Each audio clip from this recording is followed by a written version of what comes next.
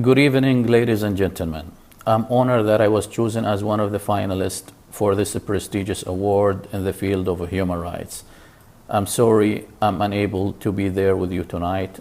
Unfortunately, the authorities in UAE have confiscated my passport since 2011 and have put me on travel ban without any legal justification. All of this is happening not because of anything that I have done wrong, but only because of my activities in defending human rights. The presence of a human rights defender from UAE among the finalists for this award may seem strange for some people. The UAE is well known of its oil wealth, the tallest building in the world, the huge shopping malls, the beautiful beaches, and the attractive business environment.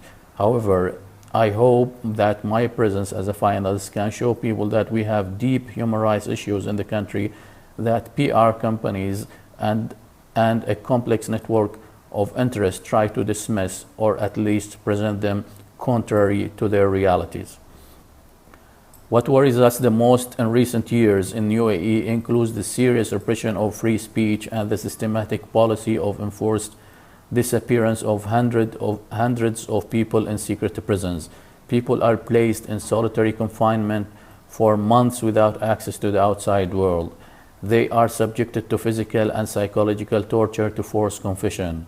That are used later as evidence in politically motivated unfair trials in special courts which has no right of appeal. As a result, we now have hundreds of innocent people spending years of their lives behind bars in an act of cruelty and oppression away from their children and their families. All of the abuses that I have talked about have been documented by international organizations and the United Nations.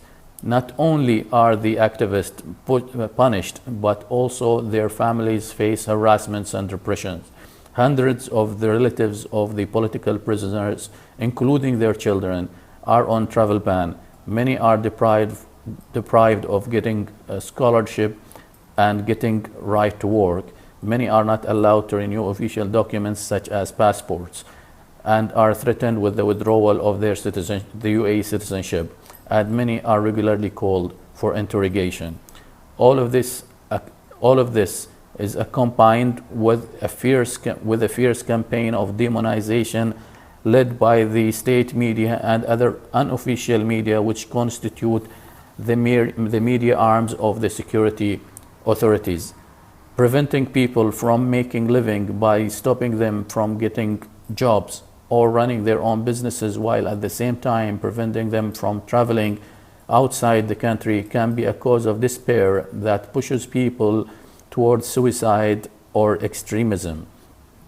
All of these human rights abuses coincide with a clear policy of impunity and a complete denial of justice for those whose rights are violated. None of the pre-stated abuses are investigated, and nobody is ever held accountable for these and other violations. This is a small fraction of the abuses practiced in UAE against the activists and the human rights defenders. All of this, however, give us more reasons to defend the human rights. Human rights violations are reality reflected on the ground here, and they are becoming more prevalent and more systematic. This neither serves the governments nor the people, and its cost in the long term become expensive for everyone.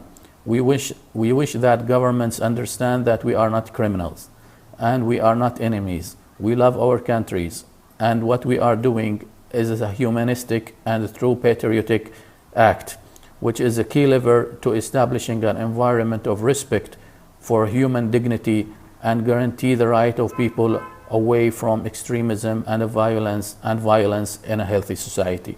Thank you very much.